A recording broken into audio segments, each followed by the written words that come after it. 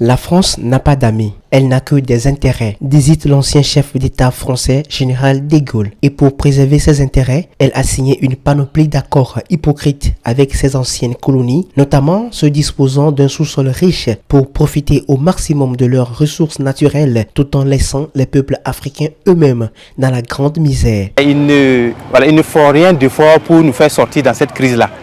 Donc, je pense que il faut un changement. Et à tous les niveaux.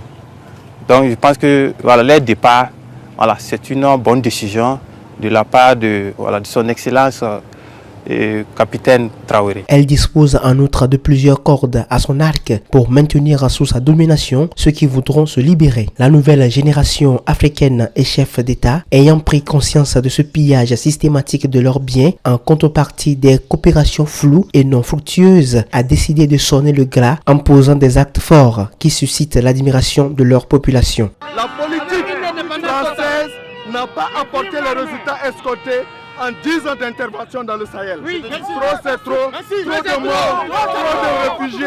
Outre la République centrafricaine, le Mali et le Burkina Faso se sont inscrits sur la liste des pays qui ont choisi de prendre en main leur destinée sur le plan sécuritaire et bien d'autres et d'enclencher leur souveraineté. C'est partant de là qu'il se retrouve dans le collimateur de l'ancienne métropole qui voit les richesses de ce pays lui filer entre les doigts. La France n'a pas d'amis, il n'a que des intérêts. La désinformation, la publication de faux rapports, les stratégies diaboliques inimaginables sont des moyens prisés par la France pour mettre en mal ces pays où elle n'est plus en odeur de sainteté pour y mettre le feu. L'ONU, pour qui les conflits sont des occasions rêvées pour déployer sa force militaire, rentre dans le jeu. Sous mandat de l'organisation internationale, la France revient alors en sauveur pour s'installer dans le pays et le pillage reprend de plus belle. Ce plan, elle avait voulu l'appliquer en Centrafrique, fautive pour ses réserves énormes de diamants. Mais il a pu être déjoué grâce au sens de discernement de certains panafricanistes, aidés par la puissante solidarité dont avait joui le pays de Faustin Archange Touadéra.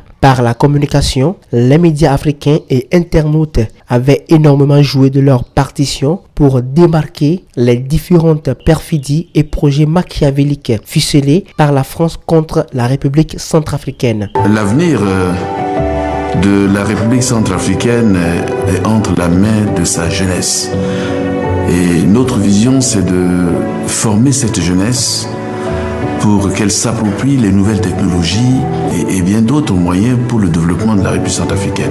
Aujourd'hui, c'est le Burkina Faso et le Mali qui se retrouvent sur la sellette. Leur tort est d'avoir à leur tête des présidents patriotiques, visionnaires et travaillant pour l'affirmation de leur pays respectifs en tant qu'État souverain. Pour le plan de déstabilisation, les organismes internationaux ont été mis en branle, de même que certains chefs d'État pions de l'ancienne métropole et des médias français soudoyés ou spécialisés dans la diffusion des intoxications. C'est ainsi que nous assistons à une sorte d'acharnement de toute la communauté internationale contre le Burkina Faso et le Mali. Aussi, des massacres perpétrés contre les populations civiles se révèlent selon des sources sûres, des projets concoctés et guidés par des forces spécialisées françaises ayant établi leur base au Niger. À cela s'ajoute la publication de faux rapports de la part des organisations de défense des droits de l'homme visant à incriminer les gouvernements et forces armées des pays en question. Le président malien, le président burkinabé, le général Ibrahim Traoré, maréchal Assimi et le général Mamadi Doumbia, ce sont ces trois dignes fils aujourd'hui qui sont en train de faire la fierté de toute l'Afrique, pas seulement de l'Afrique, mais partout dans le monde entier où le peuple est opprimé. Donc nous les encourageons, nous restons derrière eux et j'encourage le peuple de Burkina Faso, pas seulement la jeunesse, mais les vieux, les jeunes, les femmes et les enfants, de faire l'union sacrée autour du président Ibrahim Traoré pour que cette transition soit une réussite, pour que le Burkina Faso soit un pays totalement indépendant. Encore une fois, la communauté africaine est vivement interpellée. Tous les Africains doivent dénoncer ces exactions de l'État impérialiste qui engendre des conflits intercommunautaires et des guerres civiles sur le continent, endeuillant des milliers de familles et retardant le développement de l'Afrique à l'instar des autres continents. Nous sommes heureusement à l'ère des réseaux sociaux et tous les canaux de communication doivent être utilisés par les peuples de toutes nationalités du continent afin de mettre un point final à ce système déguisé de néocolonialisme.